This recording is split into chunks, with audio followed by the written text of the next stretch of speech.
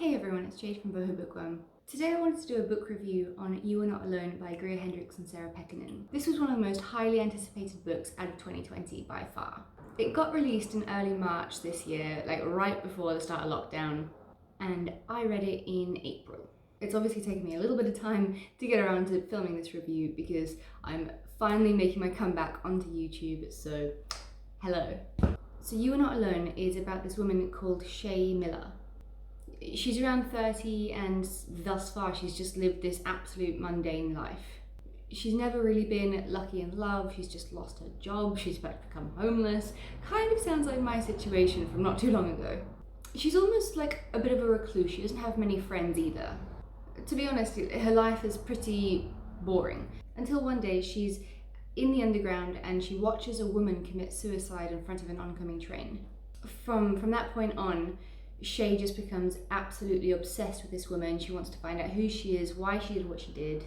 And, you know, through her sleuthing, she somehow manages to mingle with all of this woman's old friends.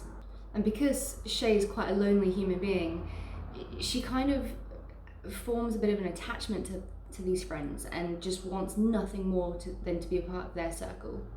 These group of girls have everything in life that Shay doesn't, and she just wants to be a part of it.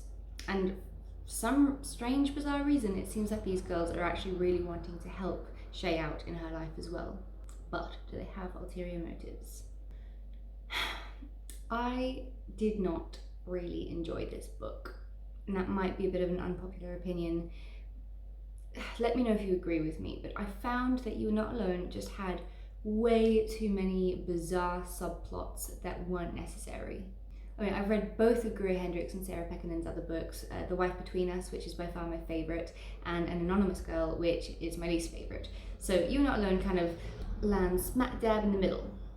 I just found it really choppy. Like, there were about 7 perspectives or something from this book, and it's just way too many to keep up of. Usually I love books told from multiple points of views, but this one was too much.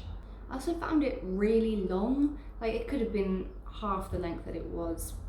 It was a bit of a slog to read for me, to be honest. Although, I will say this, I gave it I think it's 3 or 3.5 stars out of 5 on Goodreads, because despite all the things I've just said, I did find it quite addictive, and I used to listen to it when going out on my 5k runs in April, something I really need to get back into these days, but I'm too scared to get lost in this area right now. It's gonna happen. Making a comeback in booktube and fitness, you'll see. So this book, it was addictive in that it made me want to lace up my running shoes, plug in my earphones, and listen to it while on my run. I did need to figure out what the hell was going on.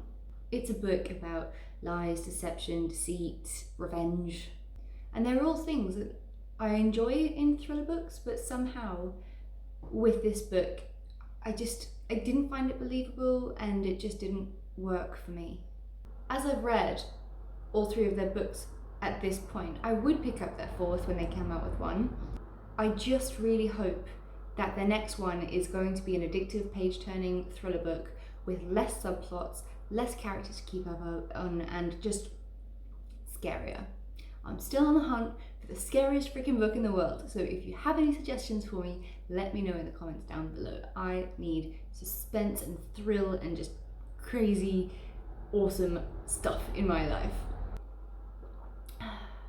Busy having a mix of lemon, manuka honey, and ginger. Manuka honey is bloody expensive. Anyway, I'm really interested to hear if you've read this book and what your thoughts were on it, so let me know. I absolutely love hearing from you guys and love interacting with you, so get in touch. I'll talk to you soon. Bye!